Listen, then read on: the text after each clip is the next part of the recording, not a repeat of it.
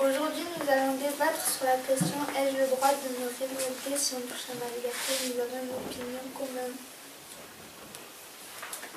Prenons l'exemple de Cédric Héroux, qui a été condamné à 3 000 € d'amende avec sursis le 10 février 2017 pour avoir fait preuve d'humanité, car il a hébergé une famille clandestine.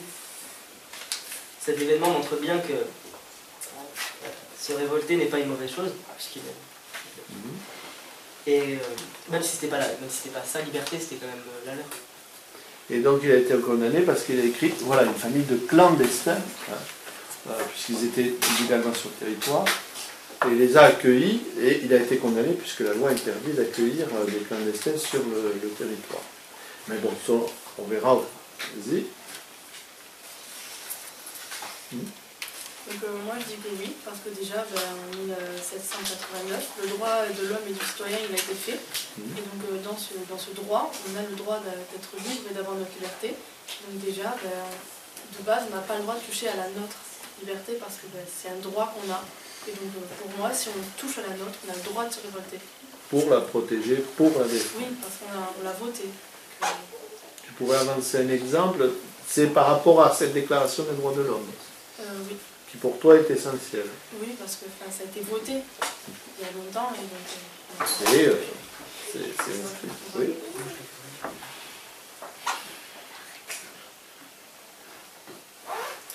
Moi je suis d'accord avec tout le monde parce que, par exemple, si les femmes ne s'étaient pas manifestées pour obtenir le droit des femmes en 1944, Droit de vote, oui. elles n'auraient jamais obtenu ce droit de vote et peut-être qu'aujourd'hui on n'aurait pas le droit de vote. Donc c'est grâce à elles que... Donc ça justifie pour toi ce combat. Oui. Et pour continuer sur les femmes, niveau égalité homme-femme, donc il y a plusieurs femmes aussi qui se sont battues pour qu'on puisse être égalitaire aux hommes. Et c'est pour ça que maintenant on a autant de liberté à propos de ça. Notamment il y a certaines femmes comme Lydia Baker qui s'est battue contre une croyance qui disait que les femmes étaient moins intelligentes que les hommes, ce qui est scientifiquement faux. Il y a aussi Simone Weil qui a repris le contrôle, qui a permis aux femmes de reprendre le contrôle sur leur corps à travers un discours. Il y a aussi, il y en a plein d'autres, il y a Roger Baker qui a été jugé par la Cour supérieure. Aux États-Unis, c'est ça? Aux États-Unis? Oui, à 80 ans, parce que face à la justice américaine, qui n'était pas juste. A demandé qu'on reconnaisse des droits aux femmes. Oui, c'est ça. On ne serait pas comme ça. Donc finalement, pour ce que je comprends pour l'instant, le fait de s'être révolté, ça permet de faire évoluer, défendre aussi nos libertés, mais aussi faire évoluer les libertés, faire évoluer la loi.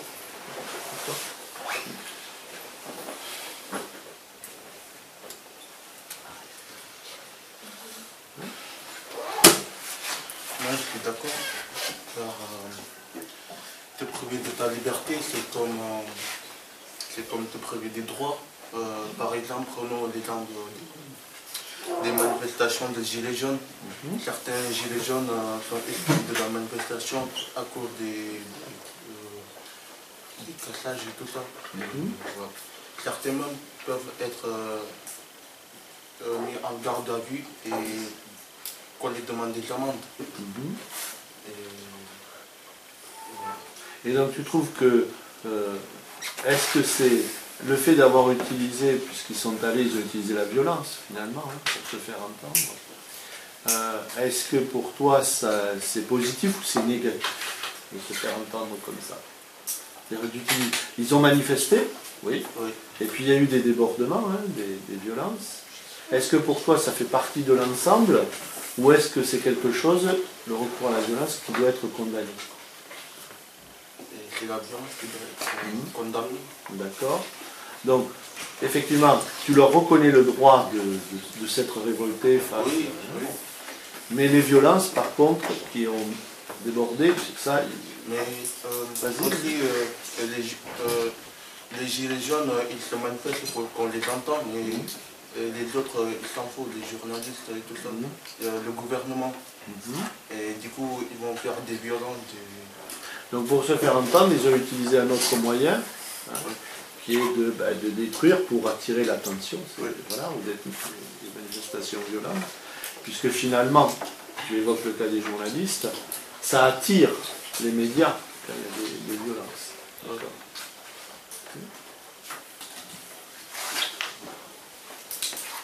Est-ce que tout le monde partage cet avis, puisqu'il évoque quand même finalement toujours le droit de révolte, de se battre, mais est-ce que pour vous, puisque lui, pour lui, voilà, il parle de cette ligne rouge des violences, est-ce que pour vous, franchir cette ligne au nom d'un combat pour sa liberté, ça peut être franchi?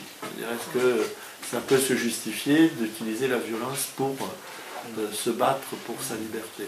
Vas-y. Car prenons l'exemple des Gilets jaunes. Mais ils font les violences et tout ça, mais ils n'ont pas obtenu leur liberté. Ils n'ont pas obtenu de droit, oui. Ils peuvent même, comme tout à l'heure, ce que je disais, ils peuvent même partir en prison ou qu'on les demande des amendes pour ce qu'ils ont fait. Donc c'est un effet contraire qui se produit selon toi, et donc il ne faut pas franchir cette ligne. Est-ce que vous partagez cet avis les autres? Oui. Donc, à un moment donné, il y a pour vous une ligne rouge à ne pas franchir, c'est la violence, parce que finalement, enfin, votre camarade défend, c'est contre-productif au final, on obtient le contraire. Est-ce que vous voulez avancer d'autres exemples? Oui, vas-y. Oui, je suis d'accord. Mais d'après l'article L622.1, ils disent que l'entrée du séjour des étrangers et du droit d'asile est interdit et risque la prison et 30 000 € d'amende. Alors ça, c'est par rapport effectivement à la loi, le cas que tu as évoqué. Et il a été condamné à la suite de cette loi. Mais est-ce qu'il n'y a pas eu ensuite une évolution? Qui peut en parler? Vas-y. C'est le Conseil constitutionnel. Il a censuré partiellement le délit de solidarité. Oui. Il déroule du principe de la fraternité, la liberté d'aider autrui. C'est-à-dire que finalement, il a rappelé qu'au-dessus de la loi, il y avait quel principe? L'humanité. L'humanité, bien sûr, les droits de l'être humain, et un des principes, l'idée de fraternité et de solidarité. Au-dessus de la loi, il y a... Voilà. Et est-ce que la liberté, pour vous, c'est un de ces principes qui est au-dessus, finalement?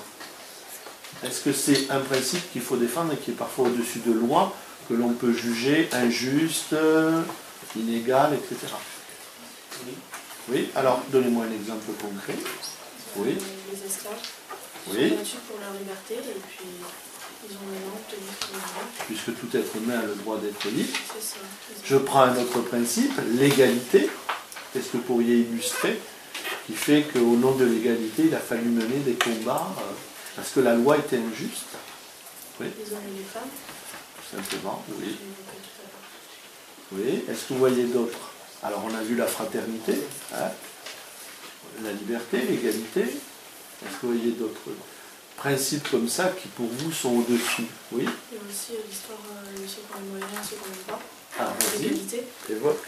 Par exemple, je prends quelque chose qui est en ce moment, l'avortement des femmes. C'est une loi qui a été votée il y a longtemps parce que justement les femmes se sont révoltées parce qu'il y avait une injustice. Laquelle? Seules les femmes riches pouvaient se faire avorter parce que c'était dans un autre pays, parce qu'en France c'était interdit. Donc elles avaient les moyens de partir, oui. Et du coup les gens qui n'avaient pas les moyens, ils étaient pris par leur propre sort et pouvaient en mourir. Voilà. C'est-à-dire que tu faisais...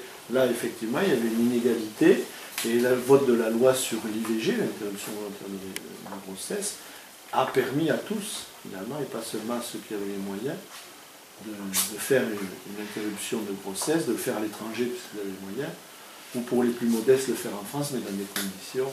voilà. C'était quelle loi qui a fait voter cette loi? C'est une femme. Qui l'a fait? C'est Simone Veil. Simone Veil, par exemple, c'est un exemple.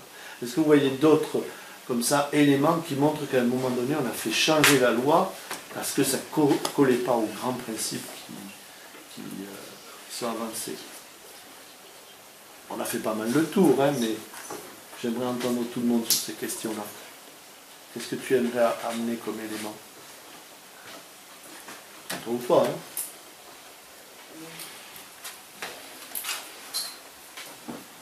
Vous voyez pas d'autres éléments? Oui? Moi, je veux bien rajouter quelque chose, c'est par rapport au film qu'on a vu. On a bien vu que... On rappelle le titre du film. Le vent de la liberté. Les vents de la liberté, oui, c'est ça. Le vent de la liberté sur le mur de Berlin. On a bien vu qu'ils étaient restreints de leur liberté. De circuler, oui. Et que c'était interdit. Sauf que... Il y en a qui sont quand même passés, mais personne ne se révoltait justement parce que c'était interdit, mais on voit bien qu'au fur et à mesure du temps, même si on n'a pas le droit, on finit par se révolter par la liberté. Et ça aboutit à quoi finalement? Parce que ça aboutit à une liberté, à la liberté qu'on cherche et qu'on a le droit. Et donc dans le film, on est en 79, hein, l'Allemagne est coupée en deux, il y a le mur, le rideau de fer, et en quelle année finalement tout ça disparaît? Oui. Le 9 novembre 1989. Voilà, tout disparaît, c'est-à-dire que finalement, 10 ans plus tard, ces révoltes ont amené à une, je dirais presque une révolution populaire qui a amené à la disparition. D'accord? Est-ce que vous voulez rajouter quelque chose ou conclure par rapport à cette question, ai-je le droit de me révolter si l'on touche à ma liberté? Je sais pas un exemple. Oui, vas-y. Avant les philosophes des Lumières, c'est, on va dire, la liberté du savoir, la liberté de connaître la vérité. Et puis, il y en a beaucoup qui se sont fait quand même exécuter parce qu'ils voulaient transmettre le vrai savoir par rapport à la terre, etc. Et donc ça nous a permis aujourd'hui aussi de connaître la science et les vérités.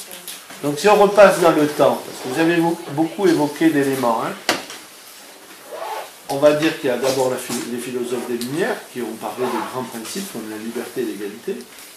Ensuite, deuxième gros événement.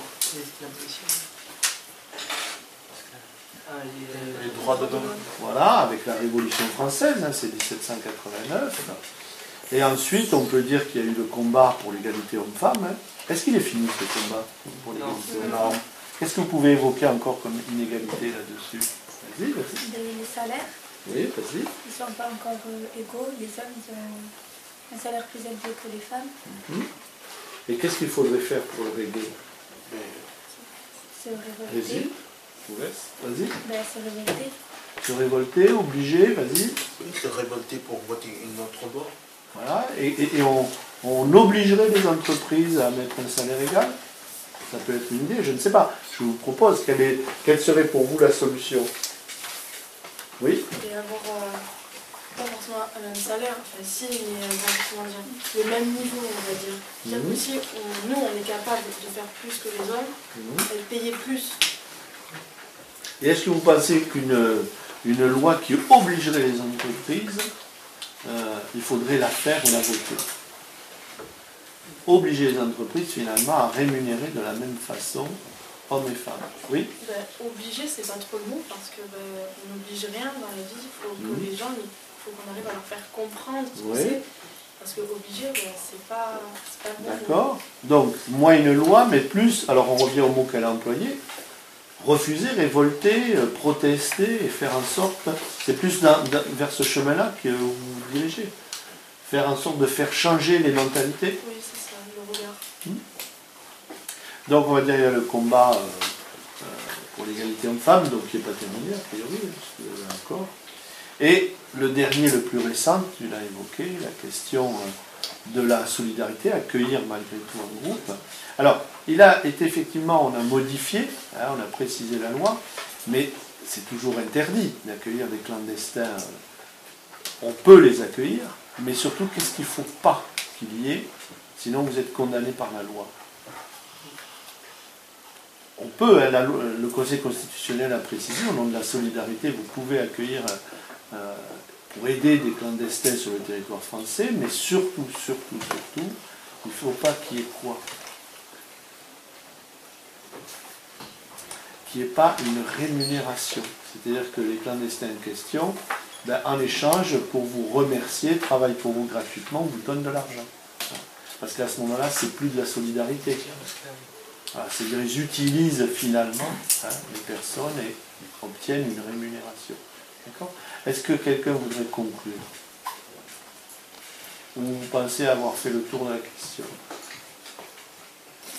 Donc, si je comprends bien, vous êtes tous d'accord, on a le droit de se révolter pour sa liberté, ou pour, je précise bien, puisque vous l'avez bien développé, faire changer la loi, si elle ne correspond plus, la faire évoluer.